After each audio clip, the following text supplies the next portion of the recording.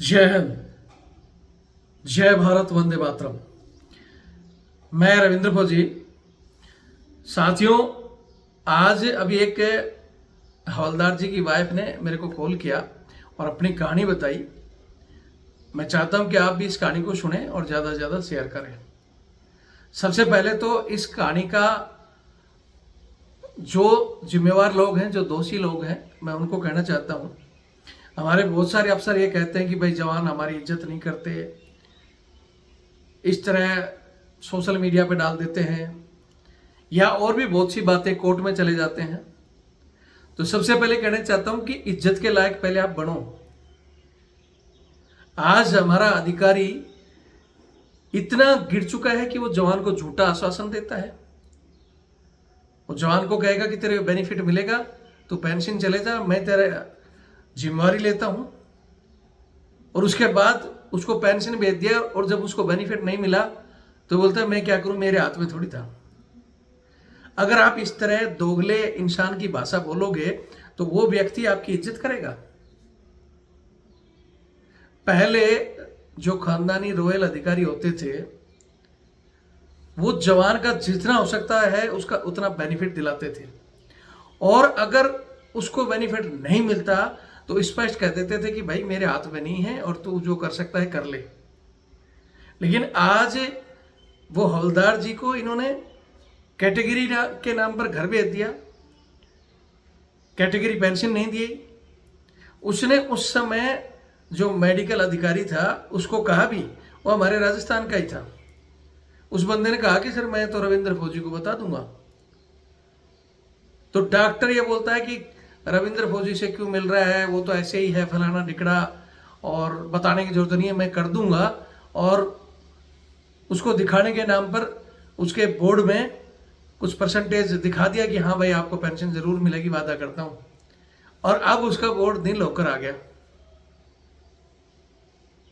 तो आप लोग अगर कुछ नहीं कर सकते तो कोई बंदा अगर हमारा सहारा ले रहा है और हम बिल्कुल प्रॉपर तरीके से बात करते हैं, अगर उसी समय मेरे कोई बंदा बताता तो हम उस डॉक्टर साहब से भी बात करते और उनके सीओ साहब से भी बात करते, और नहीं मानते तो उसी समय इसका कोर्ट में फाइल कर देते केस। बंदे का कानूनी हक है ना ये, लेकिन उस हक से भी वंचित करना, तो ऐसे व्यक्ति को आप क्या मानते हो? मैं तो कहूंगा कि दोगला है वो व्यक्ति। और अगर ऐसे किसी को चिढ़ लगे दोगले होने की तो मेरा जो उखाड़ना है उखाड़ लेना, लेकिन जो दोगला है उसको दोगला ही कहा जाएगा। जो वादा करके मुकरे, वो क्या है, वो हमारे एक बटालियन की कमांड करने के लायक है वो आदमी? मैं यहां एक बार पहले स्पष्ट कर दूं कि बहुत पहले जो रॉयल अधिकारी थे उनकी संख्या बहुत अधिक थी, और वो जवानों के वेलफेयर के लिए जी जान लगाते थे। और उन्हें पता भी था कि ये कंधे पर जो मेडल और ये कंधे पर जो स्टार एक चमक रहे हैं और ये कंधे पर जो मेडल लग रहे हैं, उन्हीं जवानों की बदौलत। और वो जवानों का पूरा वेलफेयर देते थे। लेकिन आज क्या हो चुका है हमें पता नहीं। हालांकि आज भी बहुत अच्छे अधिकारी हैं और जवान के लिए आज भी जी जान देने वाले लोग हैं। तो जो अच्छे अधिकारी हैं मैं उनको सैल्यूट करता हूं। जय हिंद। और अच्छे अधिकारी को मेरी इस भाषा से चिढ़ना भी नहीं चाहिए। मैंने बहुत दिनों बाद आज इस भाषा का इस्तेमाल किया है, और वो इसलिए किया है कि वो सरासर झूठ बोलते हैं, और झूठ बोलने के बाद बंदा अगर कोर्ट कचहरी जाना चाहता है तो उसको गुमराह करते हैं कि नहीं जाना, ये है फलाना ढिकड़ा। ये सरासर गलत है। मैं आज आपको एक कहानी बताना चाह रहा हूं। एक हवलदार जिसने बिल्कुल क्लीन एंड नीट सर्विस की, कोई पनिशमेंट नहीं है, कुछ नहीं है, बढ़िया ड्यूटी की। ड्यूटी करते करते हाईएलटी में उसको कोई समस्या आई। हाईएलटी में कोई समस्या आती है, वो अपना इलाज कराता है, डिप्रेशन में नींद आना बंद हो जाती है, और काफ़ी प्रॉब्लमें शुरू हो जाती हैं। तो वो उसको नीचे उतारा जाता है और उसका इलाज होता है, वहाँ से वो कैटेगरी हो जाता है। 18 साल सर्विस करने के बाद वो कैटेगरी हो गया बंदा। इतने दिन तक बढ़िया ड्यूटी करता रहा, कोई दिक्कत नहीं। कैटेगरी होते ही बोलते हैं यार ये तो बोझ बढ़ गया, इसको घर भेजो। अरे वो इतने दिन तुम्हारी सेवा किया है और वहाँ हाईएलटी डिफेक्ट की वजह से उसकी जो परेशानी हुई है, और तुम आज इसको बोलते हो कि ये तो बोझ बन गया, इसको बाहर भेजो। तुम्हारे अंदर कितने ही बोझ बने हुए हैं, सबसे ज़्यादा कैटेगरी अगर कोई ले रहा है तो अधिकारियों की, जिसमें कितना बड़ा अभी हाउलर भी मचा था कि झूठी कैटेगरी ले लेकर बाकियों की कैटेगरी भी इन्होंने बंद करवाई है। ठीक है, लेकिन वो बात कहेंगे तो इनको पिन की तरह चुभेगी। उस बंदे को धरती का रेजिमेंट का बोझ समझते हुए कुछ और चमचों ने भी कह दिया सर अभी तो काम का नहीं है, इसको भेजो, जबकि वो नॉर्मल ड्यूटियां कर सकता था। लेकिन उसको बोला भाई तू कैटेगरी हो गया, और ये जब डॉक्टर साहब के पास गया तो बोला यार तेरा मैं बोर्ड बनाऊंगा ये वो, लेकिन वो खुद पढ़ा लिखा बंदा था। जब उसको डॉक्टर मेडिकल बोर्ड बना रहा था तो उसने देख लिया, बोले सर आप तो मेरे को बहुत कम दे रहे हो, इसमें 5%, इसमें 1%, तो मेरे को तो कुछ मिलेगा ही नहीं। तब इसने बताया कि सर ऐसा नहीं है, नहीं करोगे तो मैं भी राजस्थान का ही हूँ, रविंद्र फौजी को बताऊंगा, और आप भी राजस्थान के ही हो। तो डॉक्टर साहब भी मेरे को भी जानते थे, बोले यार कि इसलिए उसके पास जाना ये वो है, ऐसे घुमा फिरा के उसको ठंडे सीटे करके बोले ठीक है मैं तेरा देख ले तेरे सामने ही। उसका जो 5 था उसको 20 कर दिया और दूसरे को 40 कर दिया, और बोला भाई तेरे को 3 कैटेगरी कि अब तेरे को जो बेनिफिट है कैटेगरी पेंशन भी मिल जाएगी और तेरे को सर्विस पेंशन भी मिल जाएगी, चला जा।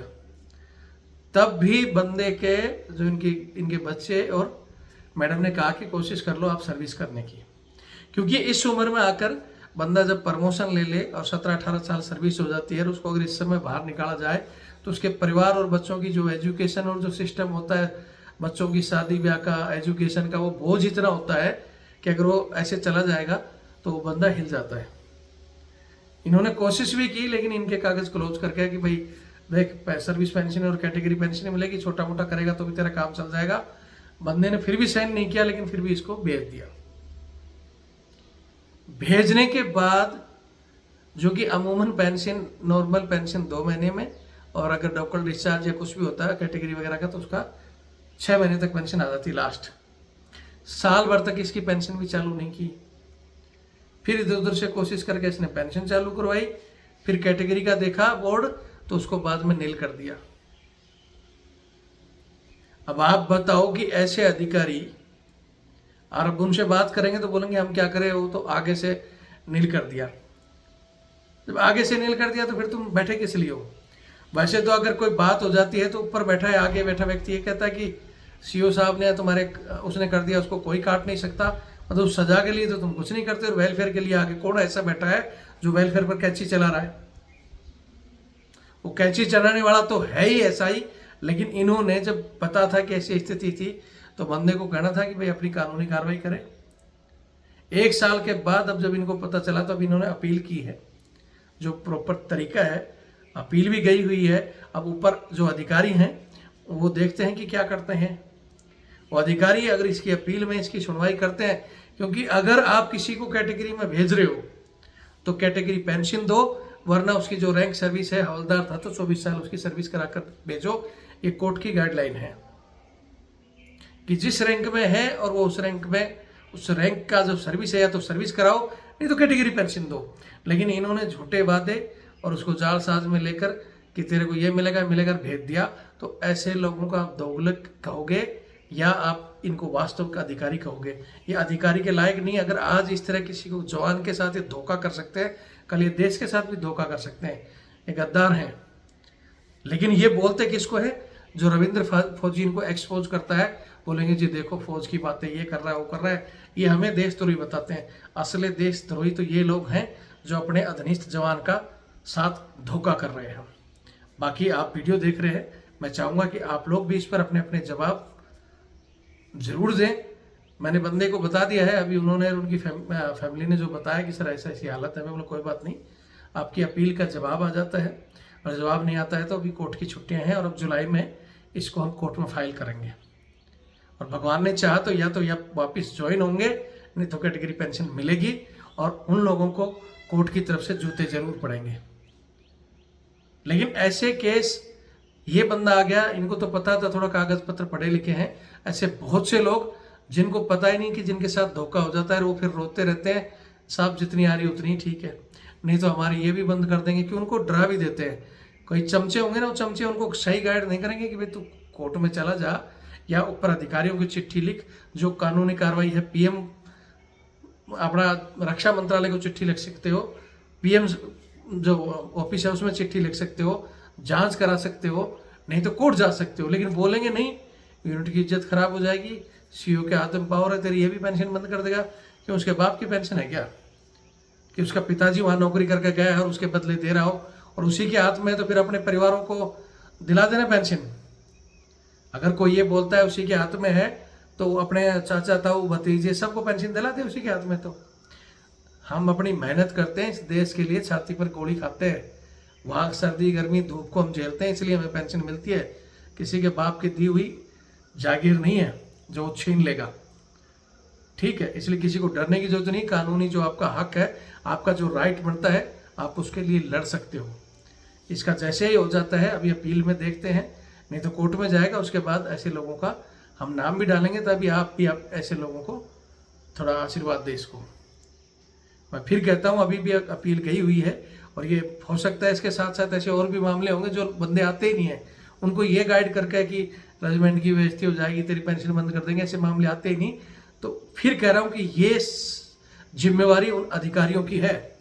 हमारे जो जनरल साहब बोलते हैं ना कि मैंने ये कैंची और स्टार ये लगाया मेरे जवानों की बदौलत, मैं मेरी यूनिट को आज भी याद करता हूँ।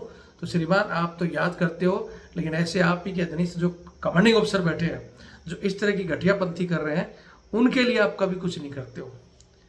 अगर हमारा सिस्टम ऊपर का सही हो ना, तो ये बीच में जो गलती कर रहे हैं लोग, इनका सही से इलाज हो तो गलती करने भूल जाते हैं। लेकिन अफसर का साथ दे देता है गलत होते हुए भी। चैन ऑफ कमांड में सबको पता रहता है। जब हम लोग और आम जनता समझ जाती है कि भाई ये सरासर गलत हुआ है, अन्याय है, तो क्या अधिकारी नहीं समझ पाएगा? लेकिन वो अपने अधिकारी को बताने के लिए, अपनी इज्जत को बचाने के लिए, यूनिट की इज्जत के लिए, किसी को जिसने यूनिट के लिए खून पसीना बहा है उसके साथ धोखा कर रहे हो आप।